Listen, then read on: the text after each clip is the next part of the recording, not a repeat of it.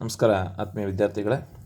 2024ರಲ್ಲಿ ಕೇಳಿರುವಂಥ ಪ್ರಶ್ನೆ ಇದು. ಒಂದು ಸಮಾಂತರ ಶ್ರೇಣಿಯಲ್ಲಿ n ಪದಗಳ ಮೊತ್ತವು 210 ಆಗಿದೆ ಮತ್ತು n-1 ಪದಗಳ 100 ಮೊತ್ತವು 171 ಆಗಿದೆ. ಇಲ್ಲಿ ಮೊದಲನೇ ಪದ 3 ಆದರೆ ಈ ಸಮಾಂತರ ಶ್ರೇಣಿಯನ್ನು ಕಂಡುಹಿಡಿಯಿರಿ ಮತ್ತು 20ನೇ ಪದವನ್ನು ಕಂಡುಹಿಡಿಯಿರಿ.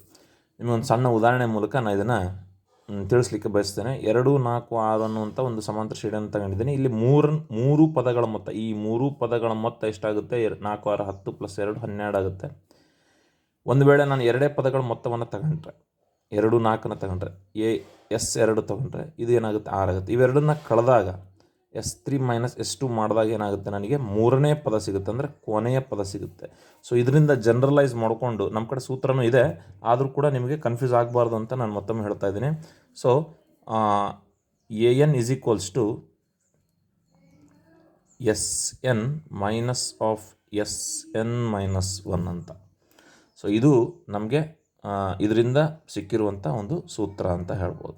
ಸೊ ಇದರ ಆಧಾರದ ಮೇಲೆ ನಾನೇನು ಮಾಡ್ತೇನೆ ಅಂತಂದರೆ, AN = ನಿಮ್ಮ ಕಡೆ SN ಕೊಟ್ಟಿದ್ದಾನೆ, ದತ್ತಾಂಶವನ್ನು ನೀವು ತಗೋಬೇಕು. SN = 210, S(n-1) = 171, A ಅಂದರೆ 3 ಅಂತಲೂ ಕೊಟ್ಟಿದ್ದಾನೆ.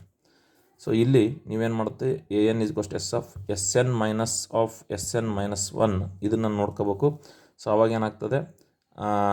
SN ಏನಾಗಿದೆ? 210 ಆಗಿದೆ, -171 ಆಗಿದೆ. ಸೊ ದ್ಯಾಟ್ ಈಕ್ವಲ್ಸ್ ಟು ಇದೆಷ್ಟಾಗುತ್ತೆ? 39 ಆಗುತ್ತೆ. ಸೊ AN ಅಂದರೆ ಕೊನೆಯ ಪದ, ಗಮನಿಸಬೇಕು, ಕೊನೆಯ ಪದ ಏನಾಯಿತು? 39 ಆಯಿತು ಅಂತೇಳಿ. ಸೊ ಇದರ ಒಂದು ತಿಳ್ಕೊಳ್ತಕ್ಕಂಥ ಭಾಳ ಮುಖ್ಯವಾಗಿದೆ. ಸೊ ನಮ್ಮ ಕಡೆ A ಇದೆ, AN ಇದೆ, SN ಇದೆ. ಸೊ ನಾವು ಕೆಲವೊಂದಿಷ್ಟು n ಪದಗಳನ್ನು ಕಂಡುಹಿಡಲಿಕ್ಕೆ ಒಂದು ಸರಳವಾದಂಥ ಒಂದು ನಮ್ಮ ಕಡೆ ಸೂತ್ರ ಇದೆ. ಯಾವುದು ಗೊತ್ತಂದರೆ, SN = n/2 of A + AN, ಅಂದರೆ ಮೊದಲನೇ ಪದ ಮತ್ತು ಕೊನೆಯ ಪದ ಅಂಥೇಳಿ. L ಅಂತಲೂ ಹೇಳ್ತೀವಿ, A + AN ಅಂತಲೂ ಹೇಳ್ತೀವಿ, ಎರಡು ಸರಿಯಾದಂಥ ಅಂಶನೇ. ಸೊ SN ಅನ್ನೋದನ್ನು ನಾವಿಲ್ಲಿ ಆಗಲೇ ನಾವು ನೋಡ್ಕೊಂಡಿದ್ವಿ. ಸೊ SN ನಮಗೆ ಗೊತ್ತಿರೋ ಹಾಗೆ ಇದರ ಬೆಲೆ 210 = n/2. ಗೊತ್ತಿರದೇ ಇರತಕ್ಕಂಥ ಅಂಶ. A ಅಂತಂದರೆ 3 + AN ಅಂದರೆ 39. ಗಮನಿಸಿರಿ ಮಕ್ಕಳೇ. ಸೊ ಈ ಭಾಗಾಕಾರ 2 ಈ ಕಡೆ ಕಳಿಸ್ತೀನಿ. 210 ಗುಣಾಕಾರ 2 = n × 39 + 3 42. ಸೊ 210 21 2 42, 1 0 1 0 420, n × 42 ಇದ್ದು ಈ ಕಡೆ ಬಂದರೆ ಭಾಗಾಕಾರ 42 42 1 42 42 1 42 1 0 0.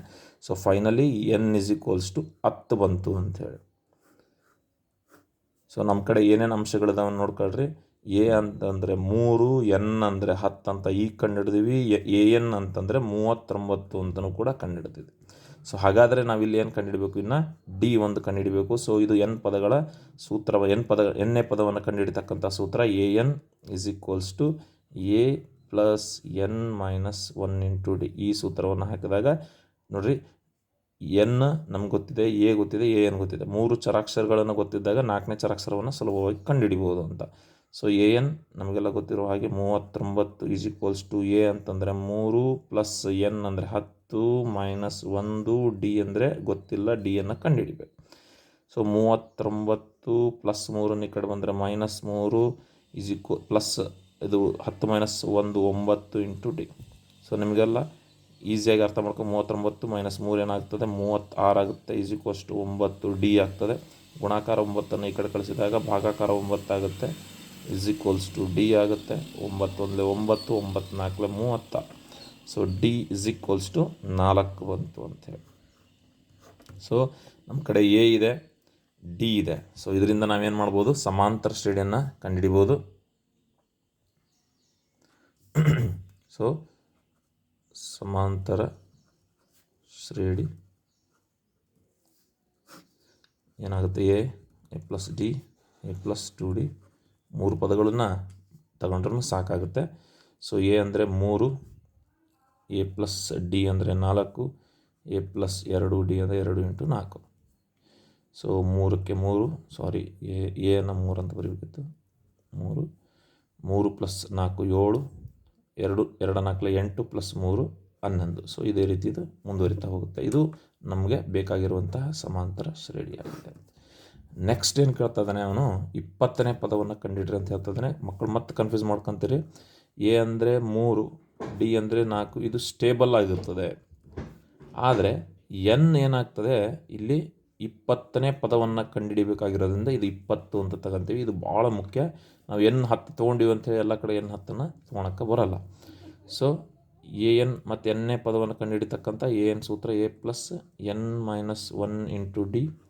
ಸೊ AN ಅಂದರೆ N ಅಂದರೆ 20 = A ಅಂದರೆ 3, N ಅಂದರೆ 20 - 1 × D ಅಂದರೆ 4. That equals to 3 + 19 × 4. So that equals to 3 + 19 4